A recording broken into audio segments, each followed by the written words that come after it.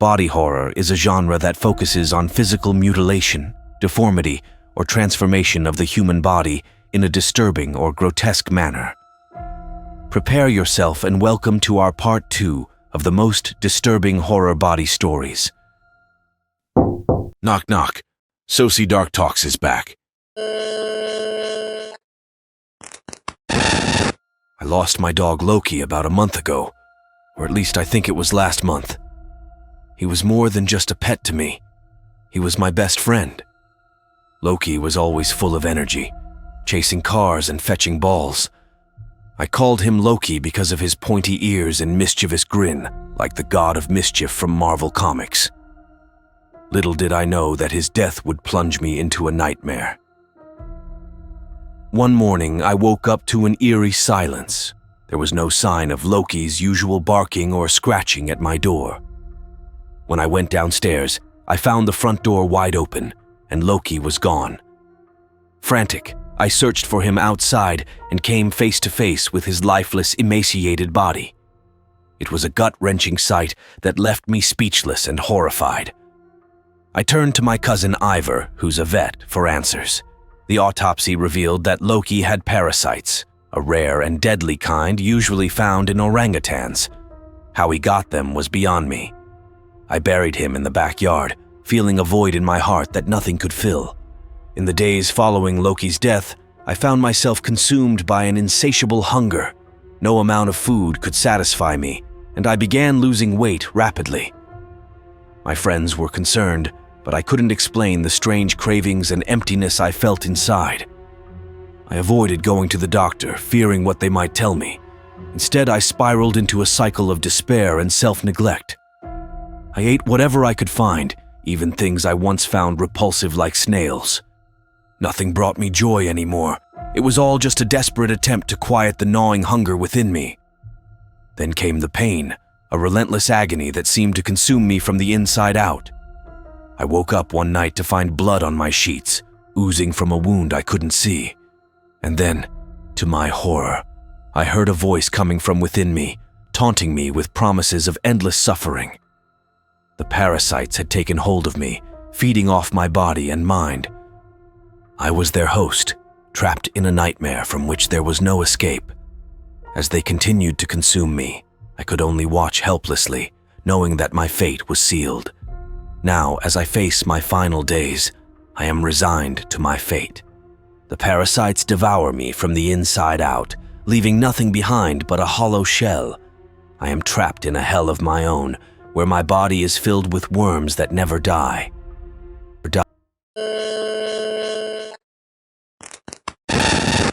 A few years ago, I worked as a nurse in the geriatric unit of my hometown hospital. Among the elderly residents, there was a remarkable woman with pale blue eyes who stood out for her sharp mind and sociable nature. Her name was Yana, and we became close friends during her time there. Even after her passing, I still think of her fondly every day. What intrigued me most about Yana wasn't her accent or her reluctance to discuss her past, but rather the peculiar daily visits she received from a young man who appeared severely disfigured, blind, and unable to speak. His hands seemed malformed, almost eroded at each finger joint. Despite his condition, he faithfully visited Yana each evening after dinner. They would spend time together, reading, singing, or simply holding hands in silence. Curiosity eventually led me to inquire about this mysterious visitor, and to my surprise, Yana agreed to share his story with me. My sister and I were the only ones left in our family after our father passed away in 1964. It was a difficult time in our country, and our father had become so ill that we had no choice but to let him go without food until he passed away. Sister had been losing her sanity bit by bit even before this, but as we laid father to rest, I could see in her eyes that she had finally retreated deep within herself. I remember the crows gathered in large flocks like swirling patches of black, watching us from the rooftops as we buried father in the cemetery. We hurried through the burial because the crows were as hungry as we were. My sister resorted to begging on the streets, sometimes exchanging favors for rides to the nearby city, in hopes of earning more money there. It was during these difficult times that she became pregnant with a child, a son whose father was unknown to her, but was likely some sort of predatory figure. This was the only type of man my sister encountered in those days. The child was born healthy and cheerful, but I knew that soon his innocence would fade, and he would bear the same burden in his eyes as my sister and I did. Even on the day of his birth, I knew his joyous innocence would not last. Sister neglected her son, failing to fulfill the duties of a mother as expected by God and morality. She refused to change his dirty diapers, leaving that task to me, and sometimes forgot to feed him even when his cries of hunger echoed through the house. Eventually, she started taking him begging with her, using him to garner sympathy from strangers. She seemed happiest when he appeared at his worst, and she even complained to me a few times that she couldn't make any money on days when he looked too healthy. I'll never forget the last cruel thing my sister did to Vasily. I named him myself because sister couldn't be bothered. It was morning, and I stepped outside into our yard to take in the air. There lay the child, still and covered in his own blood. His fingers and toes were black with frostbite. Sister hadn't even wrapped him in anything when she left him there hours ago in the dark. Hungry crows had pecked out his eyes and tongue while he was still alive. I scooped him up, tears streaming down my face, thinking he was dead. It was only when he moved against me that I realized he might survive. I wrapped him warmly and fed him something before rushing him to the town's only doctor. I banged on his door, waking him from sleep since it was so early. I paid him with all the jewelry from Mother that I had hidden from Sister over the years. An hour later, the doctor said Vasily would live, but he needed to be monitored for the day. I agreed, knowing I had a lot to do. By evening, I had ended Sister's life with the cast iron skillet, secured a train ticket out of the country, and planned to give Vasily the best life possible.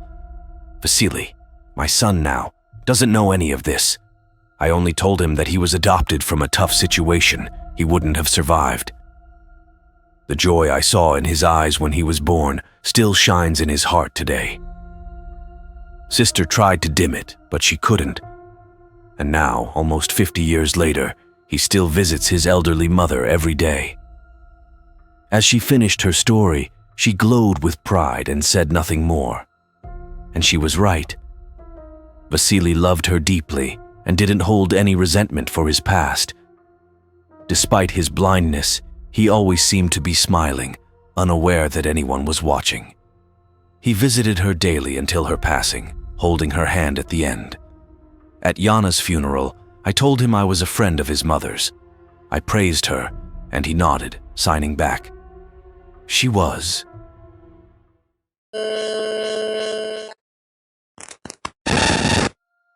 What's wrong with her? I pondered silently while sitting in my cubicle. Angela, a colleague, kept staring at me, or rather gawking at my face. I felt like screaming at her, flipping my desk, and demanding to know her problem, but I restrained myself and kept my head down. This had been happening since I started working here. Actually, it happened at every new job. My coworkers always ended up staring at my face. It wasn't just at work, it happened in public too. People on the street, on the hypertrain, everywhere I went, people stared at me, and I didn't know why. At 5 p.m., I packed up and left. Even then, it was the same. Everyone I passed gave me a sideways glance at least. It made me furious. Every time someone looked at me, it filled me with blinding rage. I arrived home and decided to analyze my face in the mirror. I focused on my reflection and used my internal scanning system to search the internet for images of millions of human faces. My face appeared just as human as any of the ones I found online.